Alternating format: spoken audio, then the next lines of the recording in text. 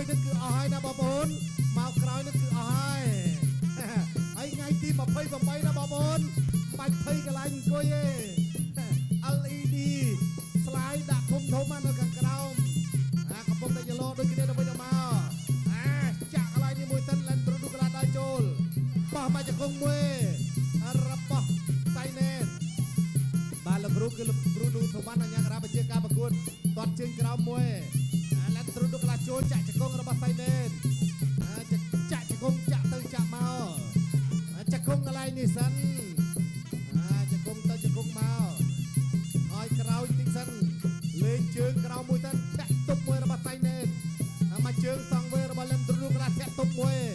របស់សៃណេតមកជើងខាងឆ្វេងអាយយកាច់បត់មើលរបស់សៃណេតតែអត់ដល់ទេគ្រាទៅវិញទៅមកកាច់ទៅវិញកាច់ទៅមកជង្គង់ទៅជង្គង់មករុញចេញបន្តដល់ចូលទៅទៀតចាក់ទុកមួយសិនអាយ៉ាបោះជង្គង់របស់សៃណេតកន្លែងនេះឆ្ងាញ់មែនតើដល់ចូលបន្តទៀតចប់គូនេះហើយយើងជិះដល់គូហាន់2ហើយ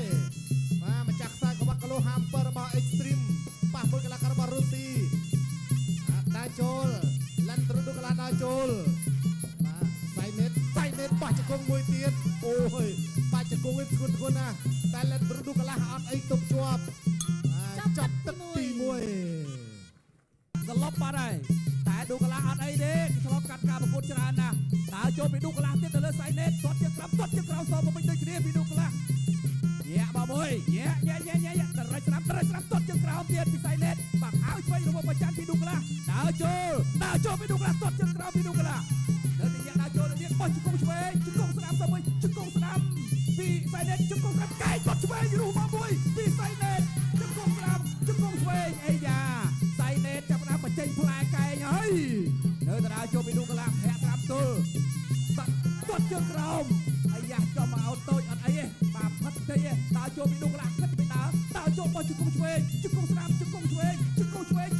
សពវិញជង្គង់ស្ដាំនៅទីញាក់ដើរចូលពីឌូកន្លះនេះបោះជង្គង់ស្ដាំកាច់អត់ដួលទេរឹងមែនទេបោះជង្គង់ឆ្វេងពេញជង្គង់ស្ដាំពេញសពវិញជង្គង់ឆ្វេងពេញបាទទាញមកlạiបោះជង្គង់ស្ដាំ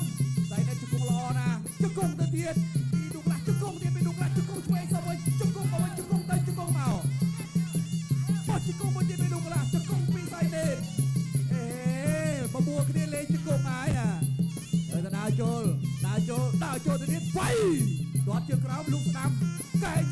ឆ្វេងបោះជង្គង់ស្ដាំជង្គង់ទៅជង្គង់មកទៅទៀតបោះជង្គង់ឆ្វេង